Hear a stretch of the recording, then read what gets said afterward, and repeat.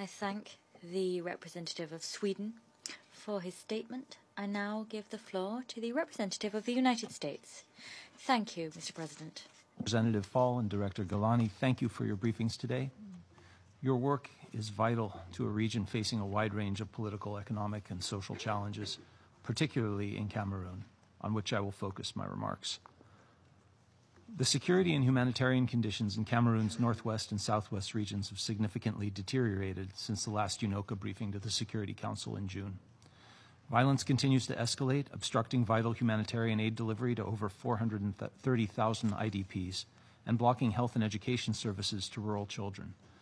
Mr. President, October was the most violent month on record in Cameroon in recent years, and judging from anecdotal reports, we fear that November will surpass October as the bloodiest month on record. We don't want to see that horrible trend continue again this month in December. The violence must stop now. Violence between government and Anglophone separatists has resulted in killings and abductions of civilians, including a U.S. missionary who was killed on October 30th. Faced with mounting insecurity, tens of thousands of Cameroonians have fled to neighboring Nigeria, as we've heard, while hundreds of thousands have been internally displaced and need humanitarian assistance. The stakes in Cameroon are too high for this crisis to continue unaddressed. Cameroon remains an essential security partner in the fight against Boko Haram and the Islamic State in West Africa, including as a member of the multinational Joint Task Force. The continuing crisis threatens to detract from our mutual security objectives in the Lake Chad Basin.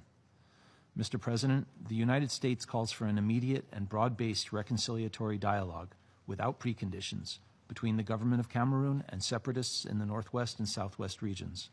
We urge all sides to forswear violence, to restore peace, and to resolve their grievances through political dialogue. We note that in his inaugural address on November 6th, President Biya expressed confidence that, quote, there is an honorable way out in everyone's interest, end quote. We encourage President Biya to make good on his commitment to accelerate the decentralization process and adopt the recommendations of the Cameroonian Commission on Bilingualism and Multiculturalism. The creation of a government-led Humanitarian Assistance Coordination Center is a promising development. However, the government has done little to address concerns over its own lack of respect for humanitarian principles of neutrality and impartiality, and the guarantees of unhindered access to conflict-affected populations. We urge the government of Cameroon to prioritize respect for humanitarian principles and to ensure unobstructed access for UN agencies and humanitarian NGOs assisting conflict-affected populations. Mr. President, the United States believes that UNOCA, through the good offices of Special Representative Fall, could provide technical assistance and mediation support to facilitate a broad-based reconciliatory dialogue without preconditions.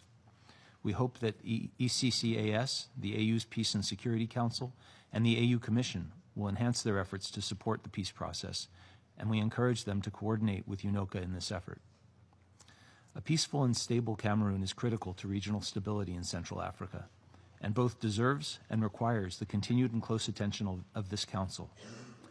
As noted by our Assistant Secretary of State for African Affairs last week, the last thing we need, given the challenges in the region, is for a disproportionate response by security forces to result in the growing radicalization and hardening of separatist groups. Mr. President, in our August PRST, the Security Council called for a strategic review of UNOCA's mandate by August 1st, 2019. We look forward in the coming months to further discussions to make sure that UNOCA's mandate is appropriately focused on the most pressing political challenges in the Central African region and well coordinated with the 4 UN missions operating in the same geographic area to ensure that our efforts have maximum impact and maximum efficiency. I thank you, Mr. President. I thank the representative of the United States for his statement. I now give the floor to the representative of the Netherlands. Merci, Monsieur le Président. Thank you, Mr. President. Allow me to thank Special Representative Fall and Ms. Galani of OCHA for their very clear briefings today. And let me also, through you, thank you and your teams for the very important work that you are doing. Today I will focus on 3 issues. First, the situation in Cameroon.